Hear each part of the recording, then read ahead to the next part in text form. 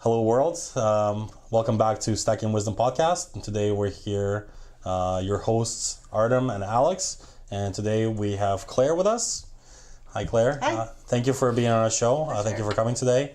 Can you tell us a little bit about yourself? Obviously, we have your book here today. You're obviously involved in, food business. Tell us more about yourself, your brand. What are you trying to achieve? What are your goals? Where are you going with your, with your business? And you're obviously are working for yourself. Tell us more about that as well. Okay, so my name is Claire Tansey. I'm a food writer. I do a number of different things. Food writing is a pretty big basket of things. So it's anything from recipe development to presentations, TV, radio, write for various magazines and papers. And then I do work with food clients as well. And then I have a book out, a cookbook that just came out in October. That's amazing. I've actually seen this book. I was mentioning it earlier. I've seen it, I think, a number of different bookstores and even Costco. We're talking about that briefly, right? Yeah, it's great. I went with a traditional publisher, so with Penguin Canada, which is a nice big publisher, and so they got a lot of distribution for it. So it's doing really well. Excellent. Which is fantastic. Of course, that's what you want. And I can talk about the book as it relates to the business because it's actually it's much more a business piece than it is a passion project or anything like that. Sure. Although my whole business is really a passion project of sorts. I started on this path. I was a chef, so I was in university doing an undergrad degree in drama, so completely useless degree. But I had a job working in a kitchen, and that's how I got sort of paid for university. And then, so when I graduated from undergrad, I went and did an apprenticeship and became a chef and worked for many years. And then two things. First of all, I had a back injury. It was very hard for me to stand for 16 hours a day. And second of all, it's just restaurant work is very boring because in the restaurant world, consistency is what you're after. So Absolutely. You want to come to the restaurant and have the exact same dish tonight as you had in 6 months and 6 months ago. So consistency is the key, and that's ultimately for a creative person quite boring. For sure. I agree 100%. And also as a woman, we know it's all come out in the open now about women in kitchens, but it's not a pretty place for a woman to work. So it's difficult for sure, yeah. It's difficult. Yeah. It certainly toughens you up a lot, but for better or for worse. So I went back to school and got my master's degree in English and sort of literature-y stuff. And then I sort of tried to figure out how was I going to take the chef training and take the literature and like kind of advanced education and mash them together. I was living in Guelph. That's where I did my master's degree, and I was reading Chatelaine magazine, probably at the chiropractor because I had such ongoing back problems. Oh, geez. And I read in the masthead of Chatelaine that they had a test kitchen, and I thought, oh, a test kitchen, like that's something. That seems like the perfect melding. So I moved to Toronto. To try to get a job at Chatelaine. I was in 2002, and so then that would begin the first leg of my freelance career. So 2002 until about 2005, I freelanced for everywhere, everything in the food business. I was teaching classes for Loblaws, for the LCBO. I was doing recipe development for whoever would take me. I started writing restaurant reviews for the now defunct I Weekly that became the Grid, and now they went out of business. And for Toronto Life. So I started just, patching together a life. And this was at a time before food had really exploded in the way it has. Like the Food Network existed. It was all what we call dump and stir shows. So, like Ina Garten, Anna Olsen, all those people. Great, fantastic. Blogs weren't really a thing. Obviously, Facebook didn't exist. None of that stuff existed. So it was a sort of a time of innocence before it all exploded. So it was a great time to be young in the business because people would take a chance on you. And if you were a good writer and you knew something about food, you could actually pull it together. So I had a lot of different types of jobs, and then in 2005 I was offered a full-time job at Loblaw at President's Choice, running their product development kitchen. Wow, that's amazing. So that was great. A huge company, especially now. Exactly. Now it was at Yonge and St. Clair at the time, which was like I could take the subway. I didn't have a car. I didn't have a driver's license. I was 25. Well, in Toronto you can get away with stuff like that, right? Completely. Because it's just so close, right? Yeah, and I'm a freelancer. I had no money. Yeah. So but they moved their office from Yonge and St. Clair to Brampton. So I had to get my driver's license, get a car, and then start driving out to Brampton every day. Anyway, it was fantastic. I was there for 4 years. I ran the development kitchen and learned so much about, not just about food and product development, but also about the corporate world, because Loblaw, huge company, right? Thousands, hundreds of thousands of employees, hundreds of billions of dollars in money going through. So learning how the corporate world works, I think that was the best education I could have had, was just getting that corporate education. But time moves on, and an opportunity came up because I was still writing in my off hours, and an opportunity came up at House and Home magazine to be their food editor. So again, this is 2008, so just around the time when things were starting to explode, but before there were like 1 million influencers and 1 million food experts. So I got the job. Basically, they took a chance on me, and I got the job. That's incredible. That's awesome. And I walked in, so House and Home, like a high-end decor magazine. I know nothing about magazines. I know nothing about decor. I sort of show up, like bright-eyed, bushy-tailed. I never forget sitting at my first meeting where we were planning a food shoot. It was as if they were speaking another language. I didn't understand what they said. I had nothing. So this is where I think my experience as the youngest child, which is just sit and listen, and then run home and study, and then come back the next day trying to feel smart again. Anyway, so I was there for. It was great. It was a beautiful job, fantastic. Just learned so much about the magazine business. It's a very small company it's privately held, so it's just very, very different. Probably like it's such a contrast from the corporate world. I was going to say, yeah. Yes. But then this job came up. The job at Chatelaine came up. So the reason I moved to Toronto, and the food editor at Chatelaine, who'd been there for 30 years, who'd been a mentor of mine, retired. And I was walking down the street with a good friend of mine, and I said, wow, I wonder who's going to get that job. What an amazing job it is. And my girlfriend said to me, why don't you apply for it? I said, I'm not ready. And she sort of said, well, why wouldn't you just apply? I think you're ready. Yeah. Anyways, I got the job, which was, I guess I was ready. So I got the job, and I started at Chatelaine. So I had my dream job. I landed 2 feet in, 2 hands in, so delighted. An amazing job. Ran a test kitchen, had 10 staff, running food incredible. shoots, liaising with editors, new products being sent to you, just the absolute best job. Editing recipes, just so great. Loved it so much. And then it was through that I, because Chatelaine was owned by Rogers, and they also own City TV. So through that job, I was asked to start going on Cityline TV show. So they kind of bring you on. They're very cagey. They're like, what are you going to do? Are you going to mess it up? And so you go on, and I didn't really, thank God, I didn't know this. You go on, that's your audition, essentially. So I went on, did my thing, and then they started having me back twice a month. Amazing. Awesome. Fantastic. So just developing my public persona as well. And I have always been, I have 2 degrees in theater and performance, so it's never been natural kind of totally right? Came naturally. Weren't camera shy or anything. Not at all. And Cityline's a great place. They just want you to be yourself. A wonderful place to just be very casual.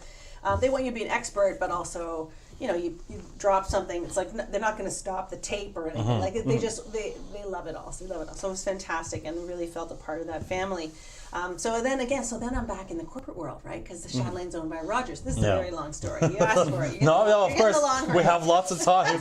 That's why we brought you. We're interested in finding out, every little detail. I mean, because obviously you've had so much experience, and different steps, and even though I'm only 21, it's crazy. I was gonna say 20, but sure. I sometimes forget that I'm actually getting older every year. Oh, stop it. So there I am in my dream job, amazing. Had an amazing boss. She had an amazing, just a fantastic creative space. Really doing exciting stuff in the magazine world, which, granted, was starting to kind of crumble at the edges. It was 2010, so by this time, digital is getting bigger and bigger every day, every second. Twitter is happening, Facebook is happening. Things are changing really, really quickly.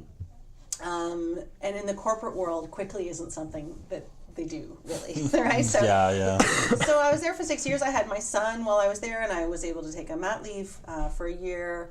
And it kind of when I came back from my mat leave, things I could tell were you could tell things were starting to change a bit. My wonderful boss and mentor left Chatelaine and went to Good Housekeeping in New York to become the creative director of Hearst, an absolutely massive job. But it broke my heart, because I missed her so much. new boss, didn't really see eye to eye, and then new CEO of the whole company. And anybody who's lived through the corporate CEO shuffle, I mean, I've now lived through 4 or 5 of them. Yeah. It's the same pattern every time. New CEO comes in, big talk, big promises. You guys are the most important asset to this company. La la la. Yeah.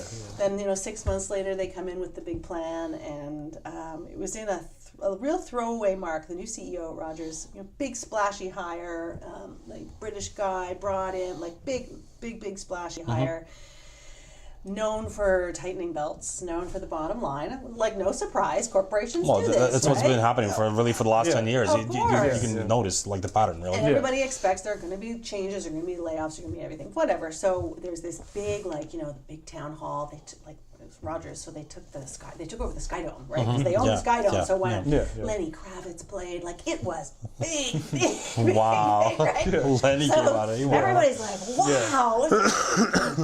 And so in a throwaway remark, the CEO, like, there's all this music and lights, and in this like throwaway remark, he happened to mention that the magazine division of Rogers contributed less than 1% to the bottom line. Wow. And like, that was just a throwaway mark, and he was moving on to other things, and I'll never forget going, oh my God. That guy who's known for tightening belts, who's known for the bottom line, who happens to mention that these incredible magazines, venerable, historic, unique, Acclaimed, Chatelaine, like Flair, big brands, contribute less than 1% to the bottom line. I thought, that's it, our days are numbered.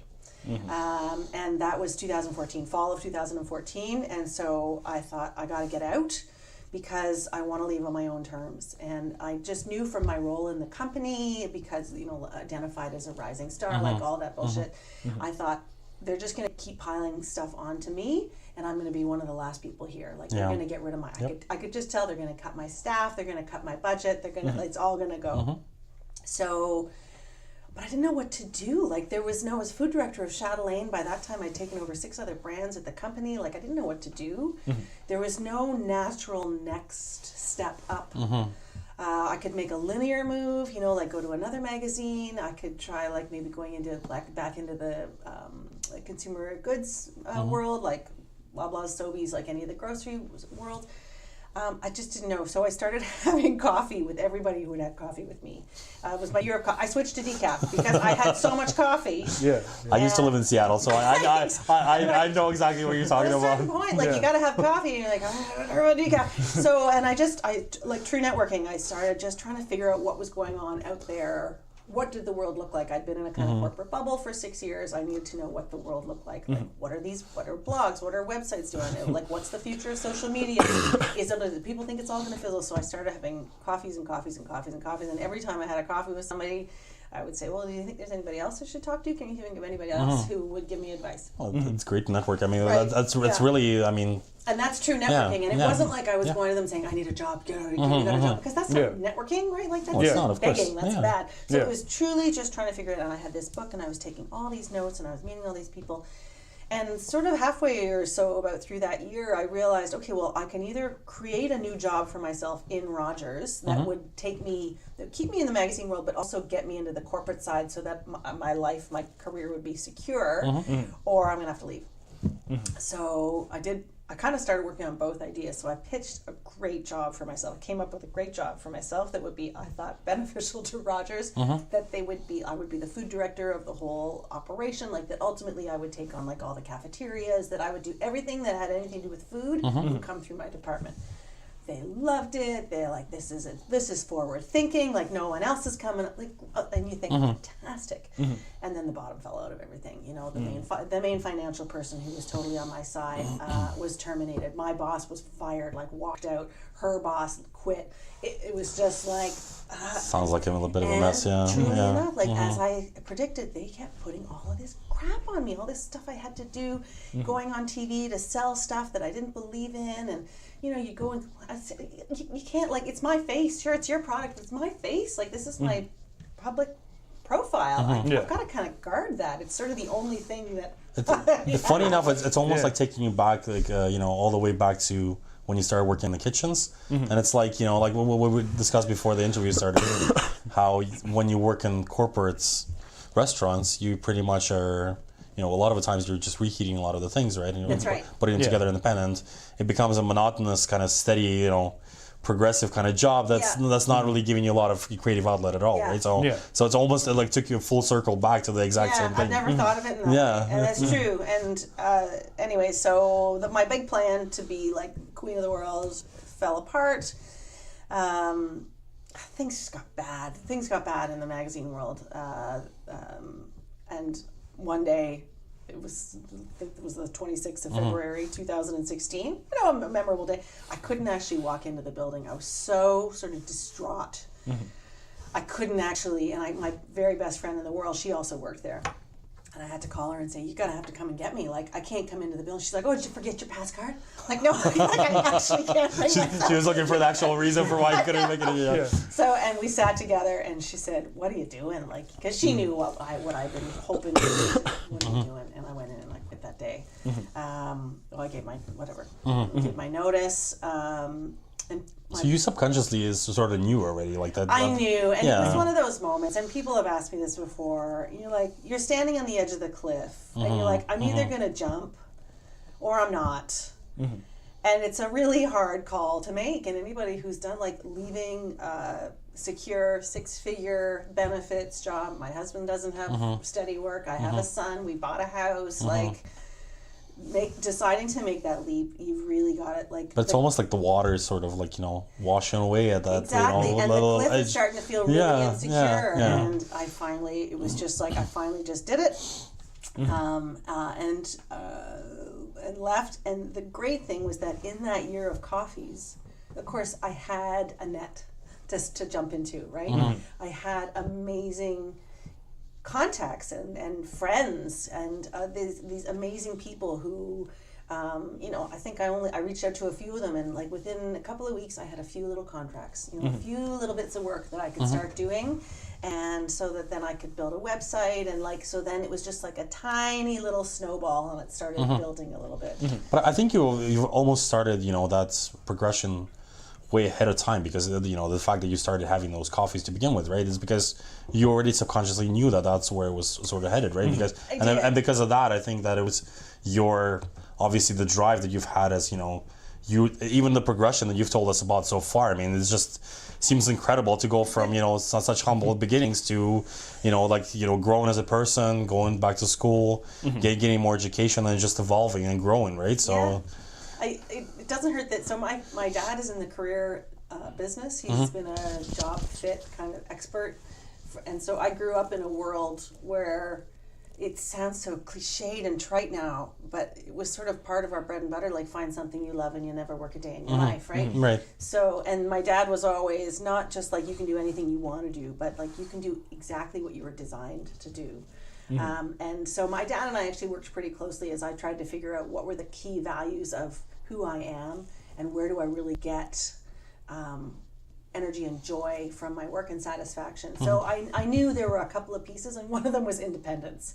So I thought, well, that's it. I'm going to throw off the corporate overlords and work for myself. And that was a big piece in thinking, no, I don't want to move to another corporation. I don't want to get into another office environment. Most of it, I love talking to people. I really wanted to work for myself. And then that was 3 years ago.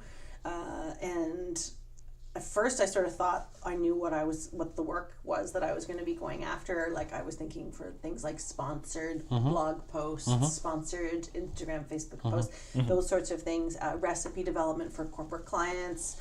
I had spoken to Cityline and they agreed to keep me on as an independent. You don't get paid for that, but it's fantastic for your profile. The exposure alone, exactly. So I thought, okay, well, this is what I'm going to do. And then, of course, in the first year, you end up trying all these different things and being, phone rings. You're like, yeah, sure, I'll do that job. Why not? What can it hurt? And then it starts to become clear. Like, you start carving away at the marble and you start realizing what it is that you actually want to do. Sponsored posts, which are actually now pretty much dead. Instagram pretty much doesn't allow them almost anymore. Twitter is just a place for angry people now. Like, Yep. so Yeah. It's definitely evolved for sure. it's either angry people or people promoting something. So. And Facebook is just kind of becoming starting to do a lot more of like censorship too from what we can tell. I mean, mind you, it's to some extent it kind of makes sense because there's just so much information out there. We don't really know what if it's actually true or not. And sure. I mean, I can understand why they're doing it, but at the same time, it kind of resonates of like a little bit of something that's sort of controlled in terms of like what media is essentially or was maybe in the last 20-30 years, right? And it's almost kind of becoming that a little bit too. It's and probably out of necessity, right? Yeah. Like it's one thing to say, oh yeah, it's all free and open. Yeah. I remember when Instagram was just a chronological feed. It was just like what has happened recently, and then it slowly changed into an algorithm, and you're like, oh, I'm seeing a post from 3 days ago and next to one from 8 minutes ago. So all that stuff changes, and you're exactly right. I mean, that's the way that media has always been. It's always been a curated collection of things. Yeah. And here we are again. I think so much so, maybe even like, especially in the States. Maybe in Canada it was a little bit different. Yeah. Just because I think it was maybe a little bit more controlled by the government too, to some extent. But I mean, I don't know. It's a long conversation we can have probably for hours. Exactly. But let's not get into that. Let's go back to you. I think. So maybe you take us back. We don't want to go through maybe every single step in your career development, but at the same time, let's talk about some of the things that you've loved, exploring and looking into, right, as well. So take us maybe a step back from your progression from the restaurant world back into developing and working for yourself. So you going back to doing cooking classes and stuff like that too, right? Because obviously that was sort of a push for you to try to evolve as a person, right? And then that progression from there, how did it take you? I guess like what was sort of the guiding theme behind you that sort of took you to to progress to the path that you took? Because even when you told us that you were offered the high up position in the magazine, and you thought yourself that you weren't really ready. It's almost like it's like you sort of knew that you wanted it, and you knew that you had to get it, but at the same time, it's almost like at the back of your head, you just knew you had to go for it, but you sort of also were somewhat hesitant, but which I think just comes natural with a lot of the human spirit, and it's kind of it's one of those things that it's always in the back of your mind, is like that little voice, right? That's look, well, can you do it, right? So it's like completely, and again, it's like youngest of 3 kids. There's always somebody else. Always the little one, right? Always the little one. Someone else is always is in front of you. Someone else is always telling their story before you. And I mean, I think it's an issue for entrepreneurs in general, women entrepreneurs in particular, the issue of confidence and self-confidence, and also then pitching yourself. So everybody knows writing that cover letter is the hardest thing you do, right? Having to pitch yourself is just so hard, and it's fine to write it down, but then to actually believe it and to actually then start a business on it, it's not like every day I sort of have to remind myself. Just a month ago, a contact of mine forwarded me a job description for a job that was open at the Toronto Public Library. There, they were posted a job to have the first ever food writer in residence program. Wow. Okay. And he said to me, one of my producers at the CBC said, "Have you seen this job opening? Like, I think you should apply for it." And I thought. I had seen it, and I thought, oh God, food writer. And I said, like, you got to be like 65 to get that job. Like, there's no way that I can get that job. I was offered the job yesterday. Wow, that's incredible. Yeah. So I haven't really learned that. So you heard it here first. But I was reading the job. Exclusive news here. I passed it to my best friend, she's like, she runs her own business as well, and she's really she looked at it. She said, "It's like they thought of you and reverse wrote the job description to describe you." And I thought, is it really like? I don't know. She said, "Claire, come on." Anyways, so it's great. So I'm thrilled about that. So. That's fantastic. That's great. Okay. But it's just to demonstrate that I still it's still not there, right? It's always a work in progress. No, I think that it's always like even going back to your experience working in the magazine world. I mean, that in itself is one of those things that's changed so much in the last 10 years, right? I mean, like things are not like what they used to be, right? Not and even going back to like television too now. I mean, I think that television still resonates with a lot of the the older generation, but the younger generation, they're all on YouTube, Netflix, and everything else, right? So it's not like they're tied to to cable or anything else. And it's not like they actually spend time really watching TV as much, because everything's either on demand or you can just download everything. And it's different, and that's when I think of myself as lucky for having landed in the corporate world when I did. Certainly as in the restaurant world, you're always aware of the financial side. Like I remember cutting a pepper, like a red pepper on one of my first days of my apprenticeship, and instead of cutting it in, like you can imagine a pepper, instead of cutting it in half and then taking out the core, I hope everybody understands what I mean, I just lopped off the top and chucked the top into the bin. And my master came down on me, he's like, what are you wasting? What are you, look at all that pepper that you're wasting. Do you know how much money we can make? And so, anyway, you learn from that, right? Yeah. So you learn, we made bread out of the scraps of old vegetables. Like you make money off of stuff that other people might throw away. Oh, absolutely. And that's the only way you make money. I mean, in the restaurant world, the margins are this big.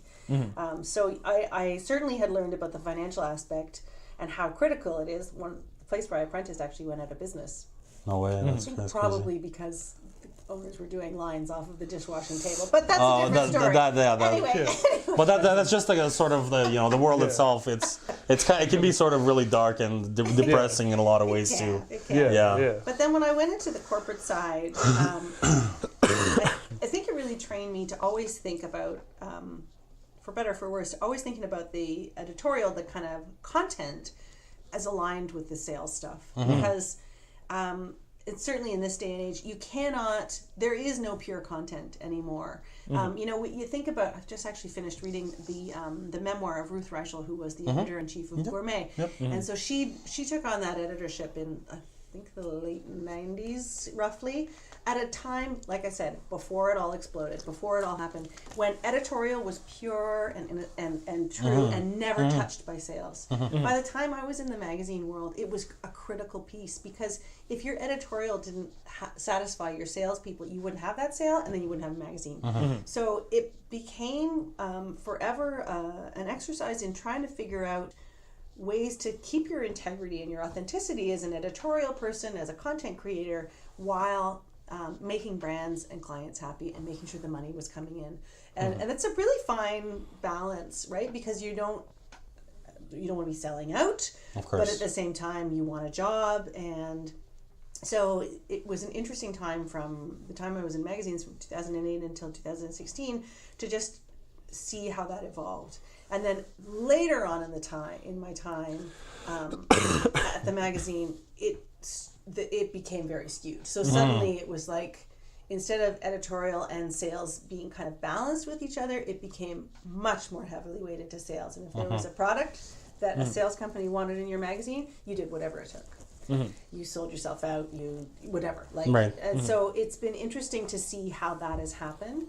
And it's the same on TV. Now, food brands call me and they say, "Oh, we'd love to be a part of your next Cityline segment." I said, "Well, that doesn't matter. I can't just come on and say, "Oh, I love using this water." Right. Yeah. No, you have to have buy-in from the company. Oh, of course. Yeah. So, and that's because they all want to cut it. Of course, exactly. they don't want me making a couple $100 when they could be making Who's this girl? She just showed up and just promoted this brand. That's She's like, where's our cut, right? That's right. So it's been interesting to kind of see that shift, but I think I have been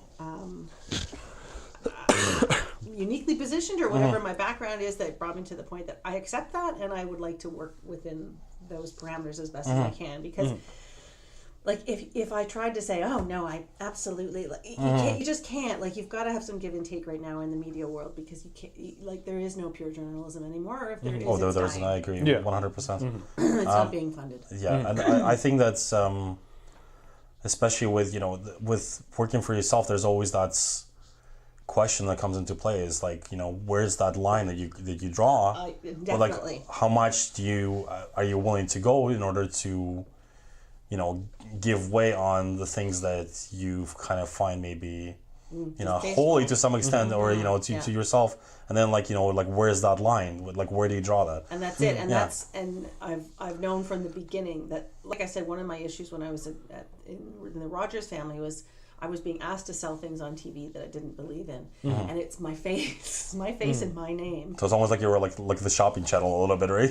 I did the shopping channel. Okay. I was forced to do the shopping Really? channel Oh on my my 40th goodness. birthday. I Oh, was thrilled about jeez. that. Anyway, that's a different story. I don't want to talk about it. It's water under the bridge.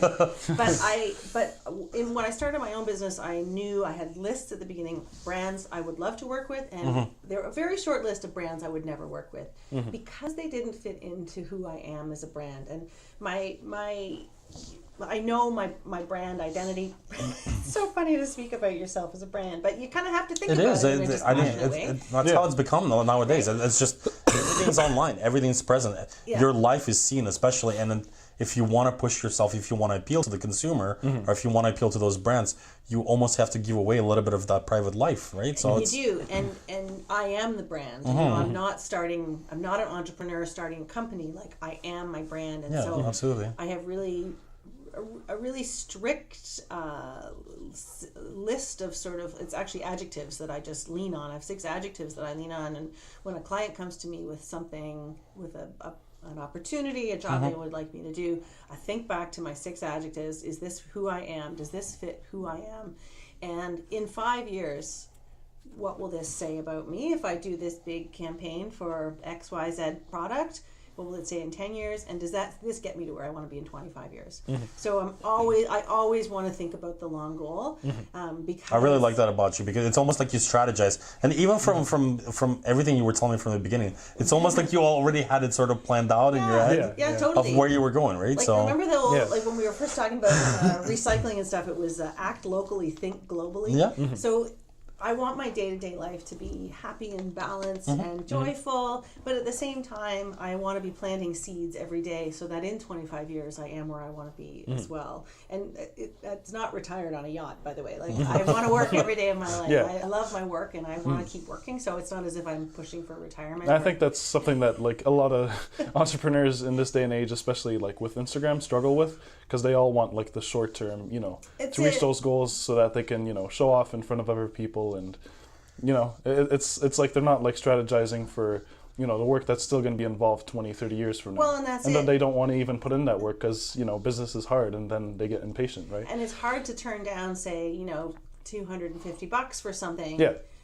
But I do it all the time because it doesn't get me to that, like, $250.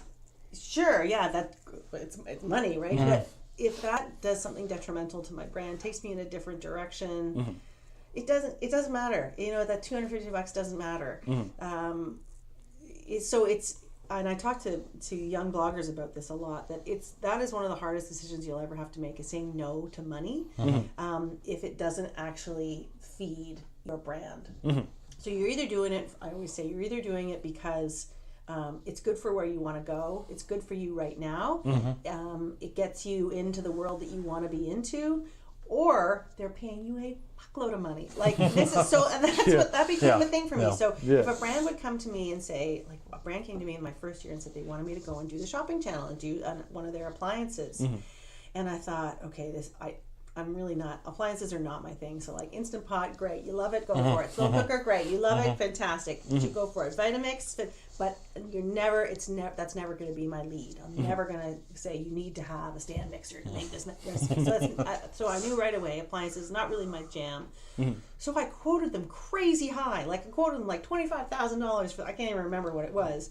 And then I thought, well, if they say yes, then good for you. Fantastic. Sure. And I'll make do, and I'll fit. Like, it's not a total miss for me, and I can make do with it. But it's a great payday, which will then allow me to do a bunch of other stuff for free or for low money. Or they come back and say, "Oh, I'm so sorry, that's too much for us," which is ultimately what they did. So it was great. Maintain a great relationship. They think I'm super expensive, which is good. And then I didn't end up having to work for that client. So it was all good in the end, but that became a kind of a trick that I use. That if it's something, like, I actually have to think about myself going in because as a freelancer, you're asked to quote on jobs all the time. It's not like I have a set of rates. Everybody wants a custom quote, which is fine. I had to imagine myself driving to the shopping network. I know exactly what's entailed. Spending the entire day on national television promoting this thing. how would that feel? Well, if I was doing it for $1,000, it would feel pretty crappy. But if I was doing it for $25,000, I think I could get behind it. I mean, I know that sounds like mercenary and kind of crass, but like it's not though, because it's, you know, it's your personal brand, and I think that it's almost like you're investing in yourself, right? If they're willing to put up that sort of money, you can take that money back and reinvest it back into your brand and to develop it and grow it, you know, so much more. So it's sort of a small sacrifice that you're making in order for as a magazine person, having that background and like that whole editorial sales thing, I can make any. I bet I could. You can give me some stupid crazy appliance that's like too big and nobody should have it, and I can still figure out a way to sell it to you. So, but anyways, it's just been, you know, now 3 years in, I'm pretty clear on what brands I would love to work with and what brands I don't want to work with. And I sort of have a really good system, my own personal system for figuring out if it's a yes or no. Like if you come to that point, I'm like, oh, should I do it? Should I not do it? I sort of have a good internal system for figuring that out. I love how you have, you know, this kind of outlook on life of not really retiring. I just keep working. Well, I think that it's important. I think that that's what a lot of people are sort of missing too, is because they always have that goal in mind. It's like, yeah, you know, I want to make this much money, and then I just want to retire and you know, and go like live on a yacht somewhere, right? And like just drink champagne every day, and that's sounds great. You do it for a year, and then you I was gonna say a week, but a year. Okay, a year. Well, I'm thinking for the younger generation, they probably get a lot, you know, take them a lot longer to get bored. I'm just, you know, exaggerating obviously a little bit, but I think that's one of the things is that a lot of people are sort of missing, is you kind of have to always stimulate your mind to kind of grow, right? And there are different personalities, right? No, for sure. And I say that as well, like, it's not everybody who should be a freelancer and make I agree, like, 100%. You have to, like, I have to hustle. I have to wake up every day and hustle. Like, you know, the rest of my day today is meetings with potentials. It's all about planting seeds for the future. And you know, I gotta go out there and I gotta pitch myself and I gotta be nice and I've gotta research that brand. And I actually have my theme for the year. My you know, every year I sort of pick a theme for myself, and this year it's don't be lazy, because like you cannot, like you do not, you know, you just cannot. I actually have it cross stitched on a little thing in my office. Well, don't be lazy. I love to work. I love to work hard, especially on something that I enjoy.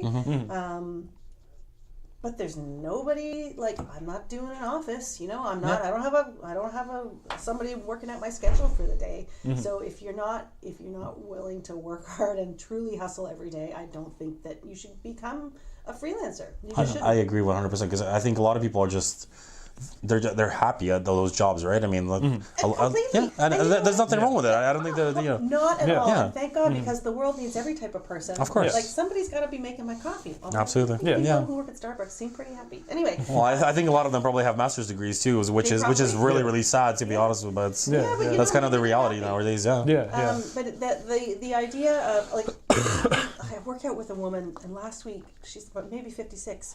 She retired. She's 56. She retired. She worked in the police services for 30 years, and she was retired. And I thought, you know, we're both bench pressing the same amount. I like, what's she gonna do? So I said, well, what are you gonna do now? And she did all the things I never got to do when I was working. And I think I'm grateful that all the things that I do in my work are the things I want to do. And there's like, it's not like, oh, I wish I could write a novel. Well, you know what? I can factor that into my day if I wanted to. Oh, you know, I wish I could travel the world. I don't really. I mean, I've traveled a lot. I've been really lucky and grateful to have traveled a lot. I continue to travel. If that's what I want to invest in, that's what I will invest in. Do I want a fancy car? No. Do I want a bigger house? No. You know, like I feel like I have created a daily life for myself, which is very satisfying. And so that allows me to keep thinking about the future. Talk a little bit about travel, and has it allowed you to sort of grow as you know, a food writer or somebody who does, you know, recipe development, because I think that it plays a huge role in any person's really development in so many ways, right? But so much so maybe even like with food, right? Because it can, I mean, like going to Italy or like going to China, it could have such, I mean, the world has become so small, it seems like, but because everything's so globalized, and you can go to, like, you know, in Toronto, you can find like the most authentic specialty niche, cuisine from China, from somewhere, right? And like you could probably be, just as good as, back home, if not better sometimes, right? It's really interesting that you brought that up, because I was thinking the other day, my husband and I, we love to entertain. We had a dinner party. We just had a couple of couples over, and one of them is sort of a newish friend. So we were introduced to another couple, and I thought, why do we get along with these guys so well? And I thought, it's because they travel. It's because they have traveled. And not in the sense that we can say, oh, have you been to Florida? I've been to Florida. No. Yeah. So my husband's English. He moved to Canada 10 years ago. He worked all over the world, Amsterdam, Cape Town. Nice. He worked all over the world. I had an extraordinarily, the formative experience of my life. When I was 10, my dad was posted to Kathmandu, Nepal. Wow, okay. I lived there for 3 years. That's incredible. Third poorest country in the world. Completely changed the whole trajectory of my life. It's such a different world. It's but it also the thing about travel is it actually it does two things. It opens your mind, but it also makes you self-aware. And you can tell people who haven't traveled. Nothing against it. It's absolutely fine. I don't care. But it's a very different outlook on life, and there's a different kind of ease. And you talk about going to, we live in Toronto, you can go and find some dumpling that's only made in one village in China, but it's also made here. Exactly. And people who haven't traveled have no interest in going to outer Scarborough to find that weird. But people who have traveled, it's no thought, we're going to have to take the subway and 3 buses, whatever, no problem. And I think that having traveled so young, having traveled so deep into a place where there was nothing, and then because we were going back and forth to Nepal for 3 years, I've been all over Malaysia, Southeast Asia, all over Europe, and I still I think nothing of packing a suitcase. I mean, my parents are going to Italy, so I'm like, I'll come with you. Okay, great. So pack a carry on, no problem. My brother and sister are going to come with us as well, because it's just makes it very easy. And I think that there's when you travel, you have to be humble, right? You have to ask somebody where the bathroom is in a language that you don't speak, and so you have to have that humility. And also you're going to sit down at a restaurant, and you're going to eat something that is unfamiliar to you. Maybe you're going to like it, maybe it's going to be bad. But there's just tourist trap, exactly right. So you just have to be open, and I think that makes a huge difference in your outlook on life. And then, of course, in the food world, because when you travel, the food is just different, right? No kidding. And when you go and make that effort to find the place. The last time I was in Italy, it was 10 years ago, but the mad cow situation was still hanging over Europe. But there were a few little places in Rome where you could still get intestines. And there's a very particular Roman dish. It's a particular type of intestines. I'm not an Anthony Bourdain, I love guts, but this particular dish, I thought, this dish is dying. This is going to be gone. And if I can find this little place, it's only open on Thursdays, and I went on a special trip, and I had it, and now, I've had that, and I've tasted that. It was very weird, but it was so unique, right? So to have that kind of experience then can inform everything else I do. No kidding, I know. Yeah. And I think that's going back to what you mentioned, one of those words, self-awareness, and I think that's... It totally just opens up your perspective on life in a completely different light. It's you notice things in a different way. You see things in a different way, and it allows you to almost have an outsider's perspective on things, right? So and when you bring that back to Canada, I think that it allows you to evolve too. And I think we're especially Toronto, we're a super multicultural city. But when you go, outside of that to urban areas in Canada, it's not like that at all. It's such a big contrast, right? There's nothing wrong with that. It's just that it's two completely different worlds, and it's always it's always some sort of a little bit of a tension in between the two. Not necessarily maybe in a negative way. It's just the way things are. It's just that's just the way life is, right? So, but I think that we definitely have the opportunity to kind of experience a lot of different cultures, especially in Toronto, and I think that a lot of people are just kind of taking it for granted. But I love Toronto. Not that I go to Zero Theater. I don't eat out very much, but I still love that I live in the city. I live downtown. My kid, he's growing up eating crazy food. Other kids are bringing stuff to lunch. It's who knows what that's all very normal for him. And I would love to give to him what I had as a kid, which was being forced to go and live somewhere essentially off the grid. It doesn't really exist anymore. Right. So I think growing up in Toronto and being dragged. You can probably find some tribe somewhere in South America. Yeah, probably could. They might take him in. Send him off for the summer. Speaks French, you know. Oh, perfect, yeah. Learn a new language in no time, I'm sure. We're dragging him around to crazy markets and, you know, so at least... Just imagine he watches this like 15 years down the road, right, on YouTube. Yeah. Mom. You know, he rolls his eyes. Yeah.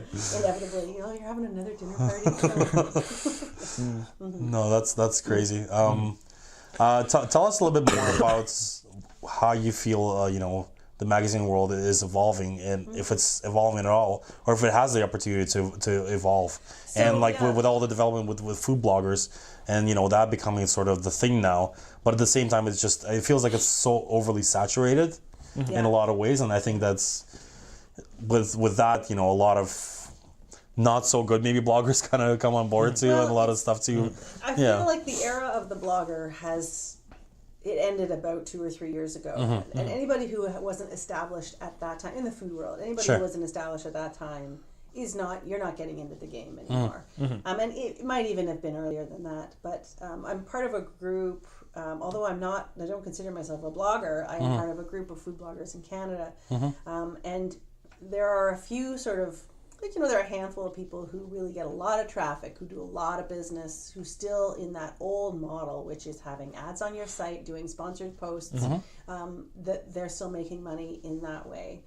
Anybody else who's coming into the game now, it's over. Like, to your point, it's first of all super saturated, and second of all, the market has changed. Like, sponsored posts don't really happen anymore. And yes, sponsored posts on Instagram happen a little bit if you've got, like, I'm talking 1 million followers. You know, 10,000 used to be the baseline. Now it's like you've got to be huge.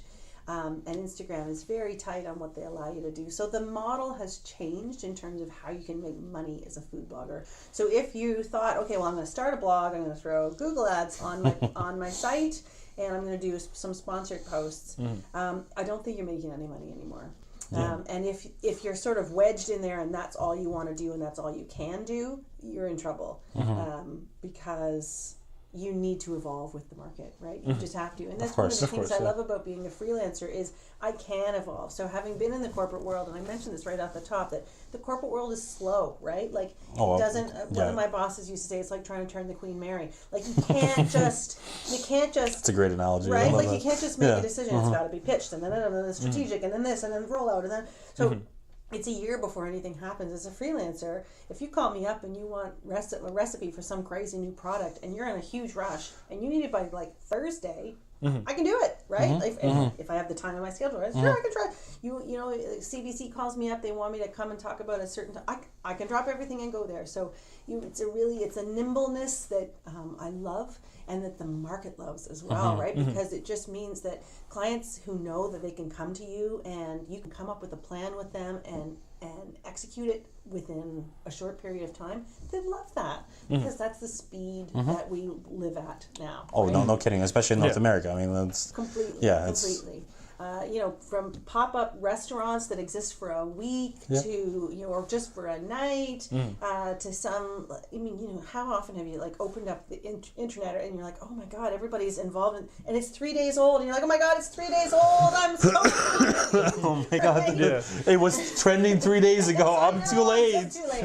I haven't done a review about that yet, so. What's the next big thing? And in the magazine world, we were certainly, like, newspapers and magazines were where the trends always happened, right? And so, and then as the smart magazines really embraced digital, then it became relatively seamless. The only issue that wasn't seamless was that whereas in a print magazine that had 6 million subscribers, you know, a big full page ad cost a company a lot of money, great revenue. So digital ads don't cost the same. No, they don't. Of they course don't last as long, and so it's just like I said, it's a numbers model. game too for them, right? So and so as the magazines get smaller, then the subscribers go down, then the ads get smaller, and the rates get lower. So it's just like it's like serving champagne on a waterbed, right? Like you just never really know what's going to happen.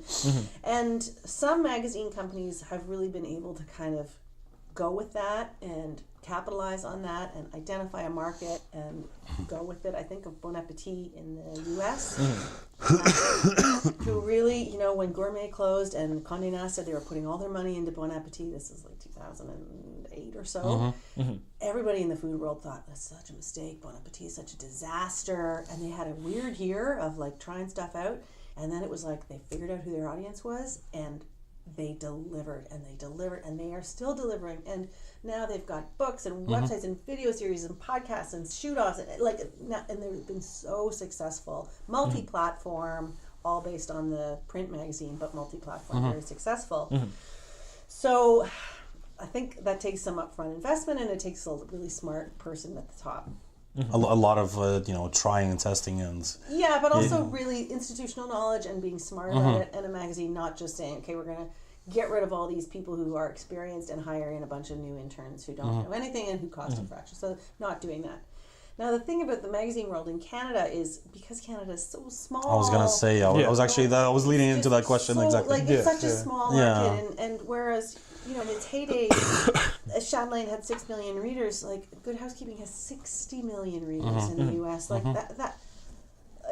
You sell one magazine here, you sell it's just very, very different. But of course, because of the digital world, Chatelaine is no longer competing just with like another Canadian magazine, like Chatelaine and Canadian Living used to be the old. Now Chatelaine is competing with every magazine, every platform, every blogger, every Instagram, and that is a very different kind of pond to swim in. Oh, no kidding. And without, I think, a really brilliant person at the top, it's just really, really hard. So 2 weeks ago, Rogers sold all of his magazines, and we knew they were on the. I knew it was going to happen. Less than 1% of the bottom line, even though that CEO is long gone. It's still not a big contributor to the profit. So, and everybody, we knew it was on the table. They were trying to sell all the magazines. And best possible outcome, they were bought by another publishing company. So they were bought by St. Joseph's. And that feels like, I don't know for sure, I'm not involved, it feels like there's going to be an investment into those amazing brands and to give them a bit of new. Do you feel like they're going to get sort of consolidated a little bit though? Like because of... They were already pretty tight. They were sharing one copy editor among like 6 magazines. Ouch, that's brutal. So it's already pretty, I think it was about as lean. Like when I left the day I left Chatelaine, I think it had 45 employees, and yesterday it had 5. How do you feel like going back to what you were saying, they have to compete against even smaller bloggers or smaller channels that are out there, right? Like what is the next step that they can grow into? Like what is it that they can actually get into? I mean, because it seems like video is becoming sort of the thing now, right? It's because the market is so saturated, like how do different brands kind of make themselves stand out? And like I've seen that with something like Epicurious, right? They're doing a lot more stuff on YouTube, and like they're doing a lot more videos with celebrity chefs. And like you look at somebody like what's the big publication, like Vice, right? Like their food offshoot, right? And what they're trying to do, like with doing like specialty series. So for example, like I know like there's one chef from New York that who specializes in pizza, and they took him all around the world, right? Trying out different types of pizzas and like getting him like his opinion on that kind of stuff. So it's almost like they're trying to take the Anthony Bourdain kind of idea and like spin it off a little bit, but it seems like people are becoming lazier and lazier. It's almost like why I read, or I could just turn this YouTube channel on and just turn off my mind and kind of while I'm having my dinner I can just watch this pizza show or something like that. Because it's one thing for like magazines like Chatelaine to evolve like with the market, like as you said, but like considering like there's like foodies and this people's art mentioned, like with big channels on YouTube, they're also evolving with the market, and if their way of getting like the message across to their followers through video form is easier than through reading, then what are like magazines such as Chatelaine doing to stay relevant and have people still want to read them, as opposed to watching videos from like anyone else that's that's doing it more, I guess, in the modern way. Yeah, I mean, I can't speak to what they're doing, but that I know that it's something that I think about as a freelancer, and when I read a lot about business and about being a freelancer, I take comfort in the idea that you don't actually need 100 million followers. Like if you have 1,000 true followers, it's this old Seth Godin line that if you have 100 well, let's call them 100 super fans, 1,000 true followers, people who will actually buy your book, watch your videos, you're kind of all right. Like that's and so instead of thinking, okay, what can I make? What kind of cookbook can I make that will appeal to 1 million people? No, what kind of cookbook can I make that will appeal to my 102 fans and my 1,000 real followers? And then ultimately that for me meant, so when I made my book, what can I do to make me happy? And so I started, like I said, I take comfort in that because if you're constantly trying to please everybody, it's impossible, right? Yeah. Like the world is so full of different people. Some people want to watch a cannabis cooking show on Vice. Some people want to watch MasterChef, Extraordinary Junior. Some people don't even give a about any food. They would just, if you could just give them a pill and that would make them happy and satisfied, that's what they would do. So instead of trying to make something for everyone, just try to make something for myself and for my little type, my group. Yeah. And I think that sort of leads us into, I guess everybody's. I'm talking about most likely just North America in this case, but everyone's relationship with food that we have here. It's right. This is going back to the convenience aspect of it, right? It's almost like I'm just speaking from my own experience. I have probably at least maybe 200 different cookbooks myself because I just love cooking and that's kind of my passion too, and that's always kind of been having a little bit of background in that too and like some experience. I think it's always for at least for me it is sort of finding something unique in every single book that sort of stands out from the rest of them, right? It's like how many Italian cookbooks can you have? How many Chinese cookbooks can you have? How many Thai food books can you have? Because a lot of them are very similar and a lot of them replicate sort of along the lines of what they offer. So tell us more about your book and your inspiration behind it. How did you come up with the recipes that you did? I mean, obviously, they have to somewhat resonate with you, right? And it's something that probably you would probably cook on an regular basis a lot, right? So or something I cook that every night. Yeah. That's my jam. I cook every night. We sit down and have dinner every night of the week. And I mean, I wrote the book. So I knew I wanted to write a book. I knew the book was going to be an important piece of my business plan. I know I mentioned that earlier. That so in Canada, you don't get into the book business to make any money. In fact, please invest in it because you're not going to make any money, and you might be, as I am, in the hole currently. But it's like making an expensive, beautiful business card. This is the proof of who I am and what I do. And I knew that, and so I knew it really had to capture exactly what my brand was. So very, in that sense, easy for me. When I figured out what I wanted the book to be, and we've settled on the title. So I'll just take you back to how it came about. So it was that first year when I was in business, and I kept thinking, okay, I'm going to write a book. But first, I'm going to develop an online course on my website, and I'm going to increase my this. I'm going to try some video stuff. And then a girlfriend of mine said to me, she's in the publishing business in fiction. She's a fiction writer, successful fiction writer. And she said, when are you going to write your book? And I said, I'm thinking maybe after September I might have.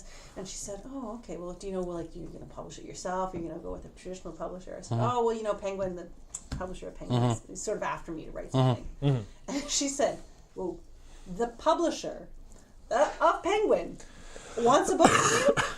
And she said, you pick up your phone right now and you're going to make a date to meet her and to pitch her a book. And I was like, what? She's like, that happens to nobody. Nobody. So I called her. I said, can I meet you? It was the middle of June. I said, can I meet you in the middle of July for lunch? I have a book idea for you. At that time, I did not have a book idea. It's almost like going back to the experience that you were telling me. When you showed up, you didn't know anything. You're like, let's go home and study up. You show up in the morning, you'd be like, I know how to do this. And as a true journalist, I only ever... I'm just kidding, of course. No, but at the same time, you've obviously had a lot of experience with the developing of recipes and everything else. But I did not have the concept, and so I booked the meeting. Then I called my best friend. I said, I need you to book off next week because we got to figure this out. And we took a huge piece of paper. We sat on my kitchen floor and we hashed out a bunch of different ideas. And the idea that kept coming up was this kind of easy everyday cooking. A couple of other ideas. And I was like, oh yeah, that's great. Well, we'll work on that. And then, the easy cook, the lazy cook, the shortcut cook. And she said, well, how about Uncomplicated? And I said, no, because I'm still in the magazine world. I'm like, it's too many characters. It's too big. Yeah, I was going to say. She said, Claire, how do you sleep on it? Like, I think it's a pretty good title. And of course, I woke up the next day. I'm like, oh my God, it's Uncomplicated. Of course it's Uncomplicated. I think it is. That's great. Exactly. Yeah. Because it captures exactly what I think it's a terrific title too, for sure. Thank you. Yeah. So then I had 4 weeks. By that time, I think I only had 3 weeks. Oh my goodness. So I sourced a photographer, got a food stylist, developed some recipes. We shot some images, and then I wrote a proper proposal, like a business. It's essentially like writing a business plan. Sure. And I took it in, and she bought it. So that was amazing. That is amazing. I was going to say, like, with your friend telling you that it never happens to anyone. Right? Yeah. And now I know. Now that But I'm not surprised with you because you've had so much experience in this industry, and like it seems like a natural progression for you, really. Yeah. And because honestly, first of all, that Penguin wanted something from me, and also by the time I'd done the proposal, it's like when you're in university and they say you got to write an outline before you write your essay, and you're like, oh God. But then, I had the proposal, and by the time I'd done the proposal, I thought, well, if they don't buy it, I'll just publish it myself. Like, this is, I'm halfway there. I love this one, right? Exactly. And I was truly, and that's a great way to go into a meeting, right? No, if you don't want to find, I don't care. I'll go to the guys over there. But they bought it, and I'm so pleased because I love being with Penguin. And so we signed the contract in like August of 2016. So it's it's 2.5 years to make a cookbook. Wow. And to produce the book, yes, they give you an advance, but the advance has to cover all the photography as well. So the advance had to pay for my photographers, my food stylists, all the recipe development, all the grocery costs, everything. And on April 1st of 2017, I submitted a manuscript and 130 photographs. Wow. And then they have it for a year and a half, and it came out last October. But writing the book was, I don't want to say it was easy because it's not easy, but it's so me. It's, people say, oh, it took you 3 years to write the book. I say, yeah, actually it took me 43 years because these are the recipes that I have been making, tweaking, working on, researching, studying, eating my whole life. There's recipes in there that are my grandmother's. There are recipes in there that originally my mom used to make for us. And there are recipes... That kind of stuff is usually the thing that really resonates with you, usually, all throughout your life, right? Because it's usually your food beginnings, and that's usually where you get a lot of your influence from. And I write in the book that... Like when I was growing up, we sat down to dinner every night. Like there was no option. There was no frozen pizza. I'm not that old, but there was no there was no skipping the dishes, right? Like, and my mom worked full time and did her master's degree and had 3 children, and we lived in the suburbs. That's incredible. And lamb chops one night, pork chops the next night, cheese souffle. Like how did she do it? How did she do it? And we sat there, and we had to set the table and we had to clear. Like it was that whole bucolic, like perfect thing. I think it's because of this, because we've dedicated so much of our time to this that we feel like everything else in our life is just being cut out right. But there are people now, and you see it, and people say, "Oh, millennials, they don't do anything; they're always on their phone." It's not true. Not true. No. I actually love millennials a lot. And in the food world, you see the millennials are the ones who are keeping their own bees, making their own butter, going out and buying a farm and raising chickens, right? So brewing beer or something like that, right? Oh my God! We talked about all the small breweries, and and there are people who I know, including myself, who just want to get a home cooked dinner on the table every night. I don't have time, and I don't have time to go grocery shopping, and I don't necessarily have a lot of big fancy kitchen equipment, and I want to be healthy, but I don't want it to cost too much, but I want everybody to like it. So it's old-fashioned cooking in a sense, in that it's just, this is what humans have done for all through evolution. We have fed ourselves with what we can get locally. So Uncomplicated recipes. They are recipes that are easy to shop for, or either your local crappy grocery store, or they're already in your pantry. They're easy to prep. Doesn't take very long. You don't need fancy equipment. Beautiful. Easy to clean up, because that's always a big deal. It was a big deal for us at Chatelaine when you were developing a recipe in the test kitchen. You have to do your own dishes. Because if somebody else is doing the dishes, you don't know if it's going to take you 45 minutes to clean every pot and pan, right? So that's one of the things that my chef actually that trained me taught me is he said you always clean up as you're going along. It's the easiest way to do it, because when you have that huge pile at the end, it's just so daunting, right? And if it's a Tuesday night, like you don't want to be using your blender and the oven and the barbecue. Like, come on, like one pot went to you. So it's It's a tasty home cooked meal that's on the table. It's delicious. I really believe that if you cook your own food, you're healthier no matter what you do. I agree 100% for sure. So you're healthier in your body. You have mental health as well. It's better for your wallet. It's better for your family. It's better for the planet. It's better for your community. So it's like a huge impact from a bowl of pasta. And I agree. It turns out that a lot of people really feel that way as well. And so it's been such a joy to talk to people who have the book and who are cooking from it. And they say to me, it really is uncomplicated. Because I don't want to fuss either. Yeah. That's why I called it that, right? I called it that. Yeah.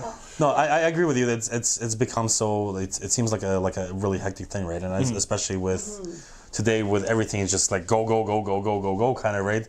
Even when we get home, it's just like I got to do this, I got to do that, I got to do this, I got to take care of some emails, I got to get back to this person. It's just again going back to this. I think that's why it feels like we have so little time. But I think that's the convenience thing is almost becoming like thing that is affecting the newer generations, and a lot of the ways it's good because it's provides that convenience, but at the same time it's somewhat unhealthy because it kind of kills the art of you actually taking a little time. And I feel like cooking's always been sort of like a little bit of like a meditation process for me myself personally, because it's like you just kind of zone out from everything that you had to deal with in your life, and you just focus on all those 15-20 minutes that you have to put this meal together. Exactly. Hours, right? Exactly. And it's just that. And for me, I always think of it as the anchor of my day. I kind of come home, and then we sit at the table.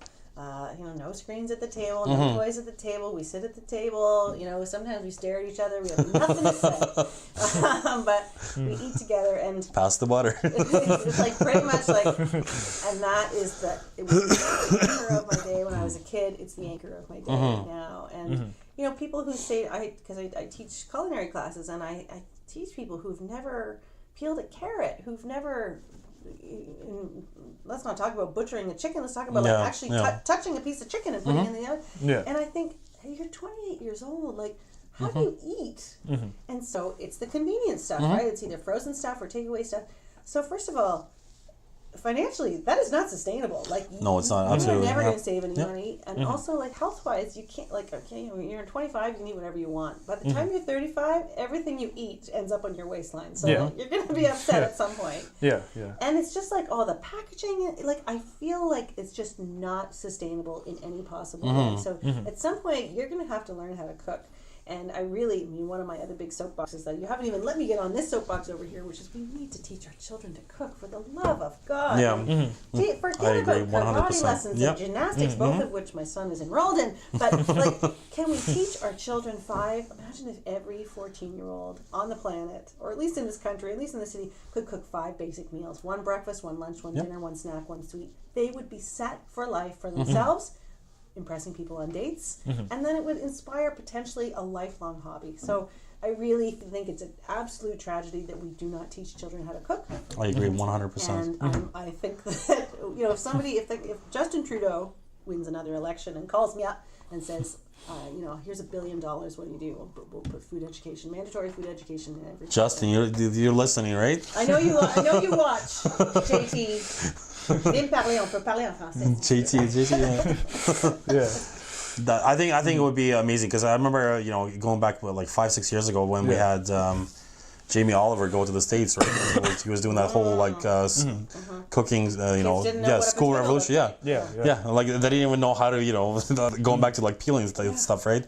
And I think that it's another thing too is it's almost like what you were saying, with this book. It's almost like it got passed on to you with generations from your mom and your grandma, right? It's almost like you have that little small connection to that past, right? That allows you to kind of carry forward and maybe even put your own spin on things, right? Or adapt it or change it, in a certain way. But I think that it's great to always look forward, but at the same time you have to have a little bit of kind of a thing to bring with you from the past too, right? And that's a big thing for me. I actually write about that because my mom's mom died when I was 2, so I never knew her. I actually only knew one of my grandparents. But my mom's mom, I know her from the recipe cards that my mom has. So it's the handwritten recipe cards. That's incredible. And so I don't have any memories of this woman, but I know her recipes. And I feel like it deeply connects me to her. I know who she is because of the way she wrote a recipe. You know, in one of the recipes, it's just, she says, it mixed in the usual way. So you're like, okay, maybe like, and in another recipe, she'll say, oh, this needs a bit more flour. So it's this, like, I feel like I know her, even though I don't. And it's through the recipes. So that's a kind of a little pet project of mine, is like researching the recipes of my my generational ancestors. And I would love eventually to be able to either teach a class or write a book about sort of your family tree via recipes. That's such a cool idea. You know, That's really neat. for sure. And so that's the idea for the second book, right? No, the second book, which actually I'm in conversation. Oh, okay. with, Excellent. Okay. We'll see. Well, TBA. But it's wonderful to be asked for a second book, and so the next book won't be that book. Maybe book 3. Yeah. Fantastic. It's amazing, just like going off that like point that you made like just now. Not only like does food bring people together, but like you really learn a lot about people through, you know, their food. And like it goes back to Arden's point earlier that he made as well, like in that, like, you know, the more you travel, like, you know, the food is a big part of, you know, the cultural aspect that you learn like with traveling. Like it's not just, you know, observing people and their everyday lives, but, you know, it's learning about them and the way they think through their food. And I think that's, you know, for sure a big teaching point. Tell me what you eat and I'll tell you who you are. That old line, for sure. Well, you are what you eat technically, so it's, you know, whatever you're putting, if you're putting just convenience into your gut, right? And then that's like one of the actually the things I was reading, I read a couple of years ago, is they have new studies, new developments about how they say that you have like almost like a second brain in your stomach that affects like, so whatever you consume is actually, it's all related, right? Like it affects everything, and it's just immune system is controlling your gut. I mean, that's a whole other beast. Like when I talk about that, you know, when you cook real food, you're healthier. Not just because I think you're actually going to be healthier, you know what you're putting into your body, but if you can nourish your gut, you're going to nourish your brain and then nourish your whole body. Yeah, I agree with that 100%. So that sort of leads me into the other question with recipe development, right? Because I mean, you've obviously spent years and years and years, you know, involved in that. Tell us more about maybe like some of the interesting things that you learned about like food science. So like, because obviously you're still sort of, you know, maybe you've stepped away from, you know, directly being involved in direct development every single day, right? In recipes. I mean, I'm sure you're still quite involved in a lot of the things, but you know, tell us what's going on with the industry and like where it's sort of headed, and like what's your vision of how things are going, and like what's happening in that area. Product development is it's a whole other beast. It's really it is very scientific, but it's very strategic as well, especially working for a private label like I worked for President's Choice. Which is actually doing some pretty incredible things. I've noticed that, especially with like no food additives and like all that stuff like that they're trying to kind of push lately for the last couple of years. I've noticed. Well, and when I started there in 2005, I remember like PC brand. There you go. But I remember going in and like my first few days in the kitchen, I was working like freelance before I was offered the job. And I remember thinking, oh my God, they actually really care about food. Like I thought it was just going to be some corporate, like, let's just put out whatever's going to sell, cheapest product. Let's put some yellow food additive in that, right? Exactly. To make it look pretty. But there was an extraordinary process. I'm sure they still do it today, where at a certain time every morning, all the different product developers from all the different areas of the store. So that's how the product development is divided. So there's dry goods, there's frozen, there's cookies and confectionery, there's cheese, like there's a whole, and they would come and they would stand together at a table and they would all taste each other's products that they were working on. Wow, okay. And for feedback, right? Obviously, And the feedback was never, ever, ever, this is going to cost too much, we're not going to be able to do it this way, or, consumers are never going to buy this. It was always, what's the best, absolute best version of this dish, butter chicken, that we can possibly create. And then once we had settled on that recipe, how can we translate that into something that's frozen and reheats beautifully for it. So, and I remember thinking, my God, like they actually really believe in what they do. And it's true, they really do believe in what they do. And I think that was what always made President's Choice stand apart, because they were willing to go that extra mile.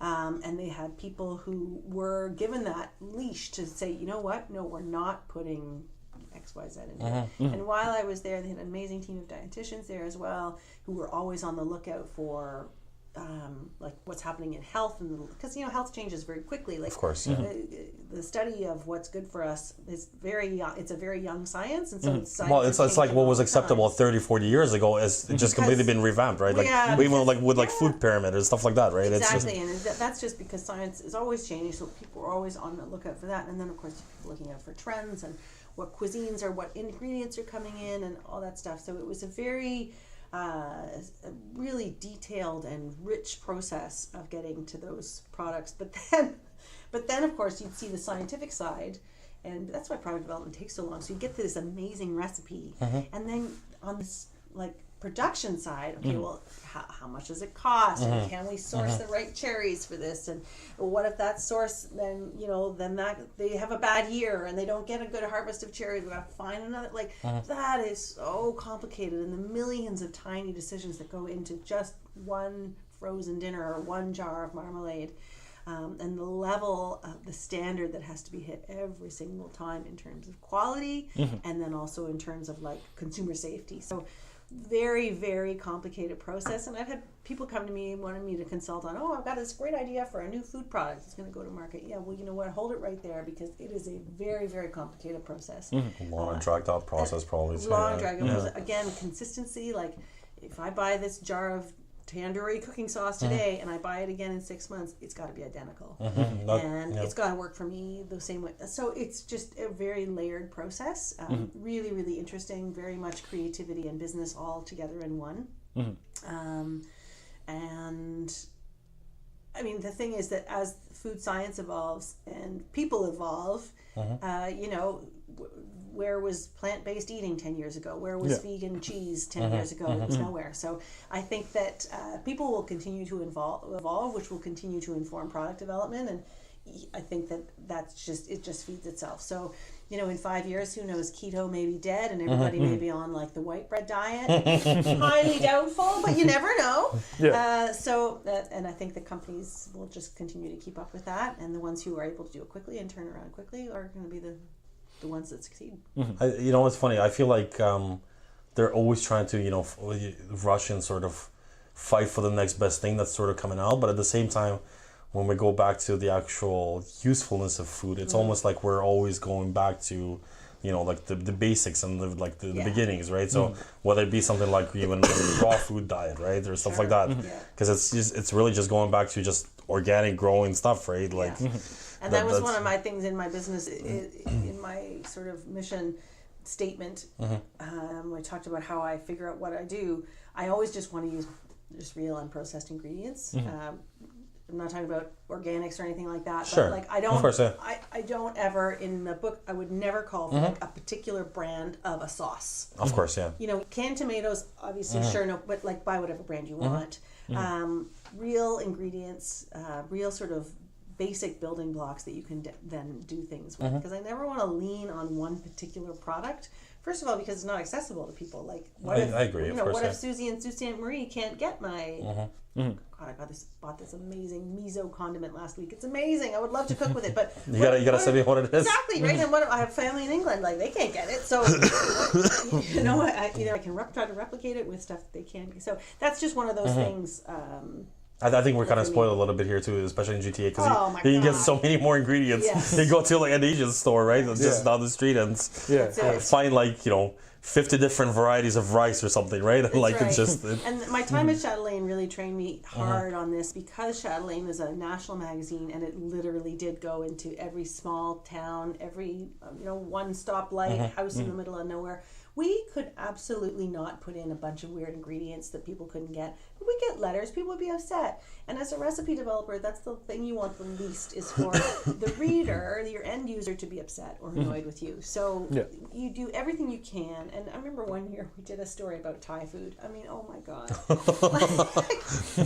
And having been green to Thailand curry paste. many times, where do I get that? You know, like, okay, well, here are all the ingredients in Thai food that we need that I can easily get in Toronto that you cannot get anywhere else. Yeah. And so we sort of methodically had to go through, instead of wild lime, can we use lime zest? Instead of tamarind, can we use a combination of sugar and vinegar? And we had to go through every single thing. The end result, like the pad thai that we came up with, tasted good.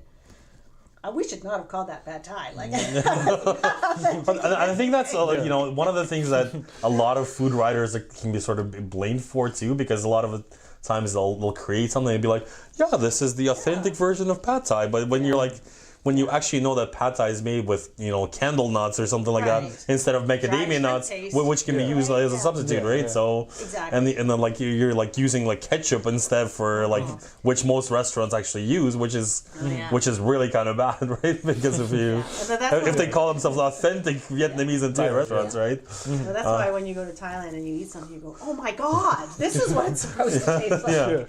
It's more sour, it's more spicy, it's more intense than anything I've ever had at home. Anyway, that's a whole other, like, there's a whole conversation about like, what is authentic food. Of course. You know, but for me, what makes the difference is I'm never going to ask you to go out and find more than one slightly unusual ingredient. And slightly unusual for me is like miso paste. And at my crappy little downtown grocery store, which basically has almost nothing, they have 5 different kinds of miso paste, right? So I trust that that you can find miso paste, but... But you know what? I think it's just one of those words. It's almost like, if I make it that way and it's special to me and I have a specific memory that resonates with me, and when I make it with love, it can be like one of the best dishes ever. And it doesn't have to be like, you know, the standard, you know, Calabrian specialty, right? Yeah. Like that. Those only. You get a Sicilian and a Calabrian, and the Sicilian will say, "How do you make tomato sauce?" and the Calabrian will say something completely different. And oh my God! Just the amount of different pizzas that they have in different regions, and I mean that's. Talk about a little bit about maybe where the sort of, because the market of food and food writing and publication and everything that's happening with food is just so overly saturated with so many people. If somebody was to start a career in wanting to kind of pursue a similar career, maybe obviously they wouldn't be able to do it, you know, with everything that's changed in the last 20 years, especially with like, you know, working for magazines and stuff like that, right? But like, where would they start looking for opportunities into getting into things like that, right? Because it's, I mean, the food kind of superstar status has taken off with, you know, the food networks and, you know, the progression of things into the internet and how it sort of evolved, and all the big brands sort of jumping on board and kind of trying to, you know, be their own like authentic version of, you know, what can be brought forward with food as well. But like, what are some of the patterns that you notice maybe that are sort of just evolving or just coming up? Can you talk about that? Because you're obviously heavily involved in this, right? So and it's difficult to identify a good place to sort of start. The only thing I like asking challenging questions, but not all the time. But I mean, one thing that I've always recommended to people who want to get into food writing is to actually work in food. So if 100%. You tell me I had people come to me for advice, or interns when I was at the magazine, and say, "Oh, I just love to cook." I mean, that is awesome, fantastic, great. Go out and work in the food world. You know, work in a grocery store, work in a restaurant, work for a catering company, and you'll see a different side of food, and that will start. It's sort of like traveling, right? Like it'll start to help you to start seeing self-awareness. It's in a way that's just. I mean, I'm sorry, but if I have to read one more blog, and I know this is not a popular opinion, but one more blog about like, when I was little, my grandmother used to come over on Sundays, and she would make her, like, that's fantastic. I love that. That's great. Meat sauce. Right? Whatever it is.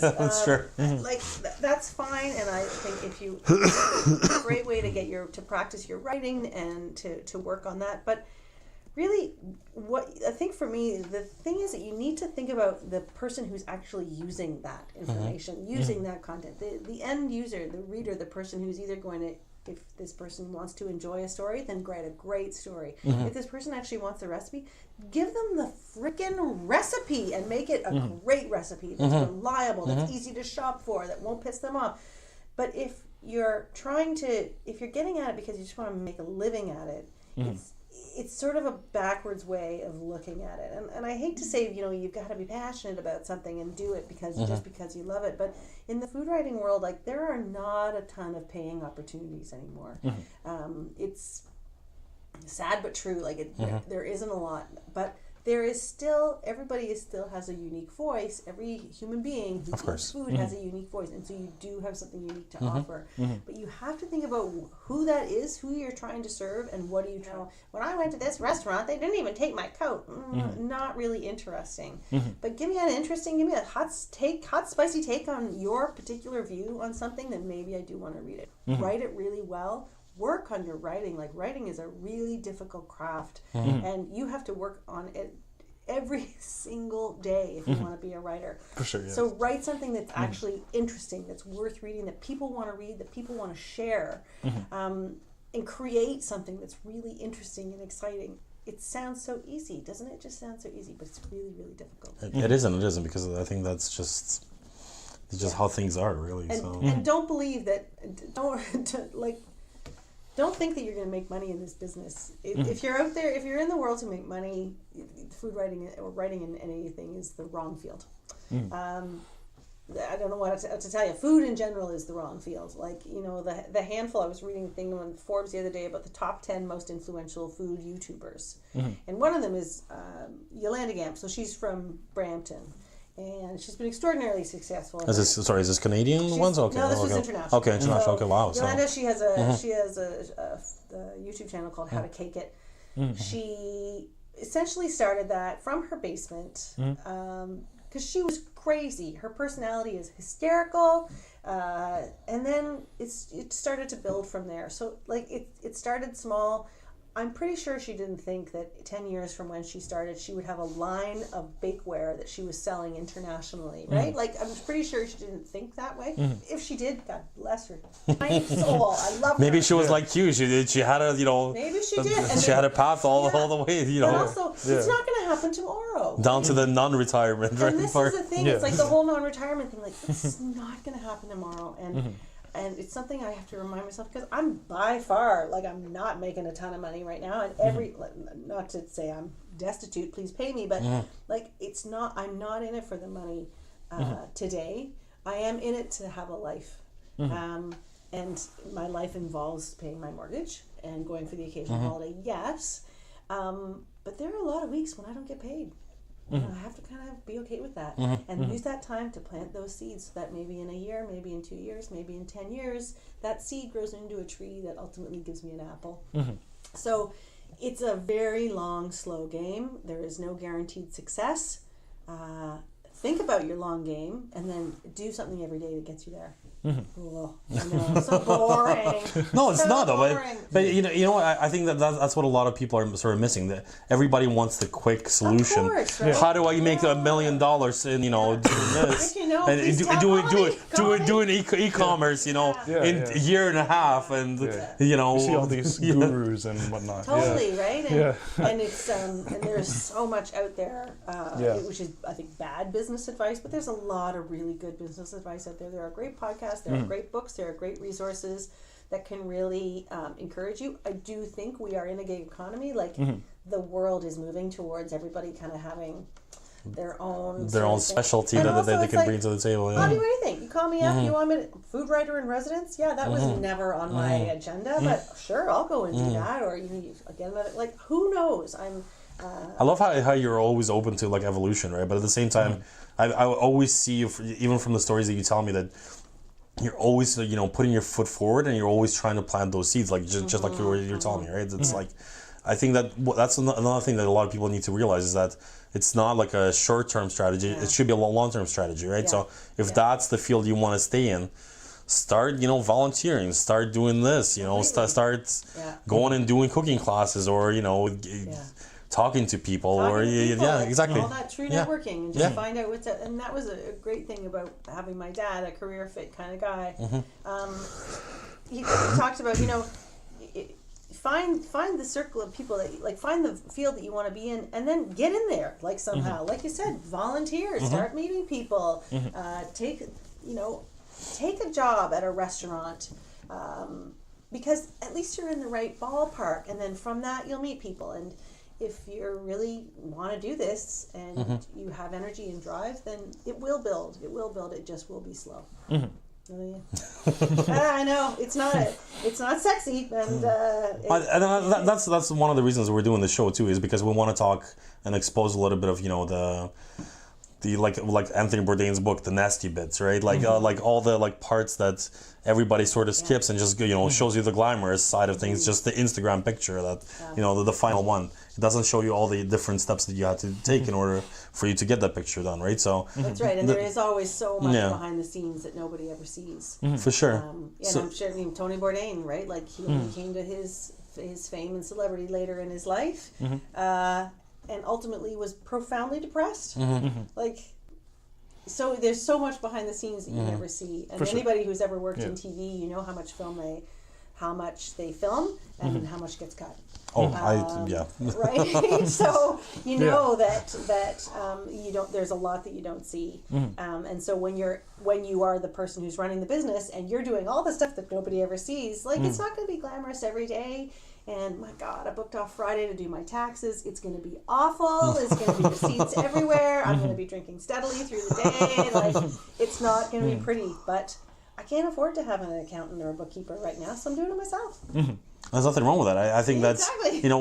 Once you reach that point where you can actually afford to outsource things and you can focus so much more on developing your brand or growing it, go for it. I think that's it's the best way to approach it. But at the same time, you have to be resourceful. You have to be, utilitarian in terms of utilizing everything that you have at your hands reach. Where if you can do it yourself, by all means. And something I actually think that was important to me when I was taking that original first leap from my corporate job and starting my own, and this is maybe I just needed this because of who I am. I knew I had a backup. There was a backup job. I never really talked about it. I won't even say it out loud now, but there's something I could do.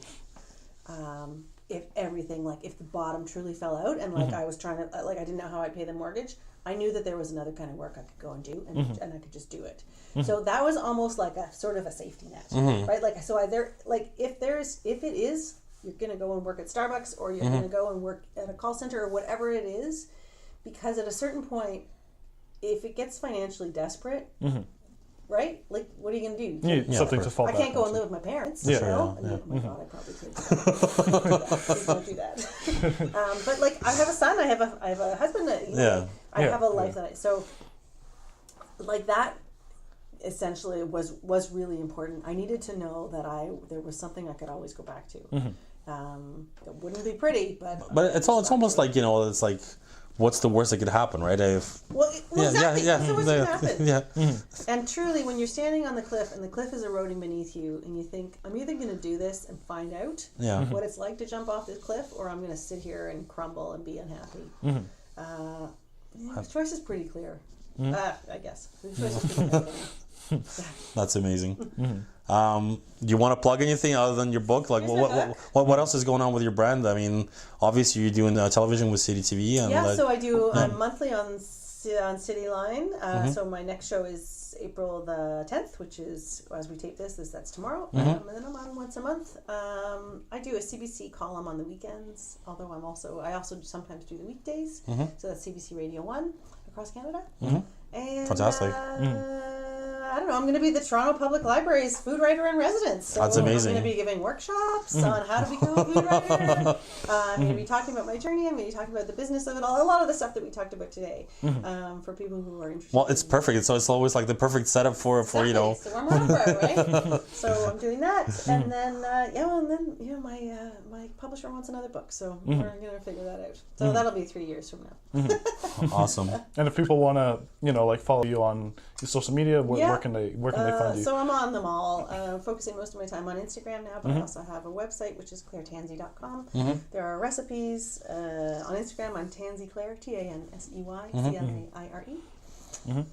Amazing. That's where I am, and I answer every question that ever comes into my inbox. Tell us about your inspiration for food. Like just lastly before we start wrapping things up, highlight, because that's one of those things that's always I think challenging for a lot of the chefs is like because a lot of the times they'll just get into a rut with a lot of the things. It's easy. It's almost like a safety net that they fall into, right? Yeah. So like where do you look for that, right? You know, it's an analogy that's not pretty, but I think of myself as a whale. And, you know, a whale swims through the ocean with its mouth open, and it just takes in all kinds of, and then through that sifts out its little bits of food. So I take in a lot. I read a lot of books. I read a lot.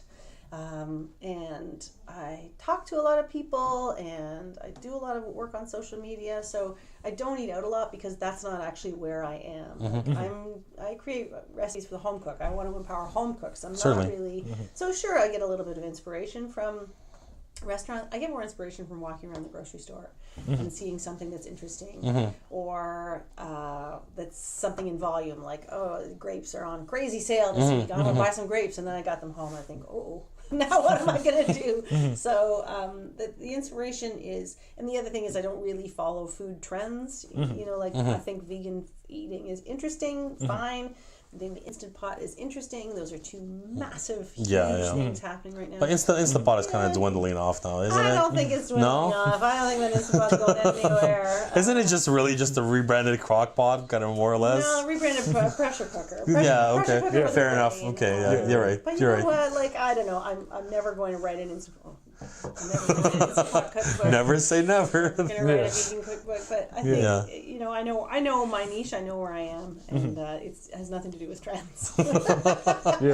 Fair enough. Okay, you want to tell us anything else? Last, closing words. I can't believe you listened to me for this long. You let me natter on to this. Well, I'm interested. I like food. I think that it's fascinating. You had such a incredible career and such different and diverse, spectrums of food, and the fact that we're able to land you here today and have you talk about your journey, across the different spectrums. I think it's incredible. It's fascinating to listen to somebody who's done so many different things in that specific industry, because a lot of the times you see somebody who just, they'll pick one specific area. So they'll be a chef, right, for example, and they'll go and study with some chef somewhere in Italy, and then they'll come back and they'll open up like a fancy restaurant that only does this type of molecular gastronomy and something along those lines, right? With you, it's like you're able. It's almost like you're going back to your analogy with what you were saying with the whale, right? It's like you're able to absorb so much, but also are able to make it almost like almost like an accessible version of things. And that's it, right? So and that's it. What it is for me. That's my mission statement, is to empower home cooks to cook for themselves. Like it's not complicated. You can do it if you make it a priority, and it doesn't have to. There's when you watch the Food Network shows or you look at all the beautiful stuff on Instagram, it can be easy to think that cooking is intimidating or that it's difficult or that you can't do it. But I'm here to tell you that for thousands of generations, humans have cooked for themselves. So do it, try it, and if you mess it up, you still get 3 chances tomorrow. So very low stakes, right? Like always have a bowl of cereal for dinner. So that was that's one thing. Yeah, I did just think of one thing that was. It's interesting when you talk to somebody about your life, because things come up that get to reflect on. Sure. And I remember when I was in undergrad, so I was taking a degree, and that's what you did. You just graduated high school. I was a really good student. I went to university, and I remember in my last year thinking, what am I going to do? Like, I have this Bachelor of Arts. I guess I should go on. You're trying to figure out what are you going to do. It's really hard when you're that old. You think that you have, every decision you make is going to just completely affect the rest of your life, even though it's actually not. And I remember my parents sent, my birthday's in March, and that I was just about to graduate, and my parents sent me a book called Becoming a Chef, because they knew how much I loved food. They wanted me to be a doctor, or possibly a lawyer, or possibly a grade school teacher, but they did not want me to be a chef. And they sent me an amazing book called Becoming a Chef. And I remember thinking, it was their blessing, which allowed me to give myself my own blessing, to think, this is something I really love doing. Maybe I could make a career out of it. And it was that real turning point to think that something I love doing could actually turn into my career, which I think a lot of people don't allow themselves permission to do that. You think if I have to have Absolutely. a career in something, I have to go be an accountant or whatever. Yeah. If there's something that you love doing, it could be, it could be lifting weights, it could be cross-stitching.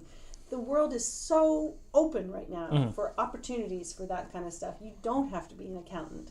God bless you. I love my accountant. He's still a king in my world. Yeah. But the world is so open now that you can take that thing that you love and actually, if you're smart about it, make it into a business. Yeah, and the internet for sure has, made it that. I mean, there's 11-year-old kids on Instagram. What the hell? Making thousands of dollars selling, or like toys. You can go to Etsy and literally do anything that you want and pay the money.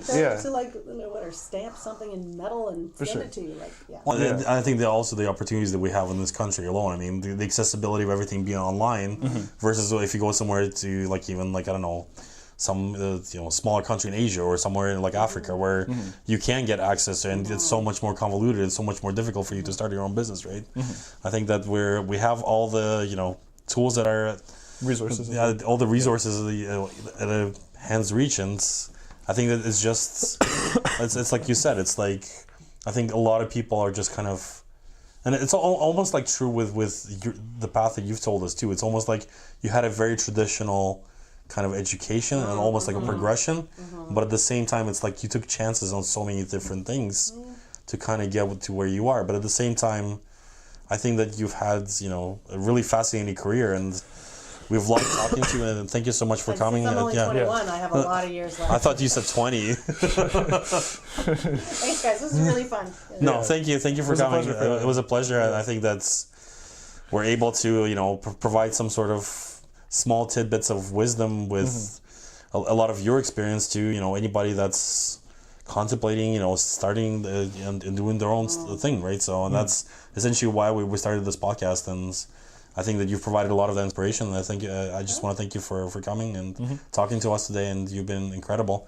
One thing that we wanted to mention is you said that you wanted to do a giveaway. Yeah, I'll sign this book, and absolutely. You guys can figure out who you want to give it away to or whatever. So we'd love to give it away to somebody, and I think what we'll do is we'll figure out how we'll run this contest, and maybe whoever sends in maybe some sort of an inspirational recipe of sort that maybe we can forward it to you, and you can pick the recipe, right? So you got it. Maybe we can have some sort of a Canadian theme to it as well. Okay, there we go. Canadian meat there. Yeah. Thank you so much. Thanks, guys. Thanks for watching our podcast. Thank you, Claire. Thanks for coming. Take care. Bye-bye. See you guys.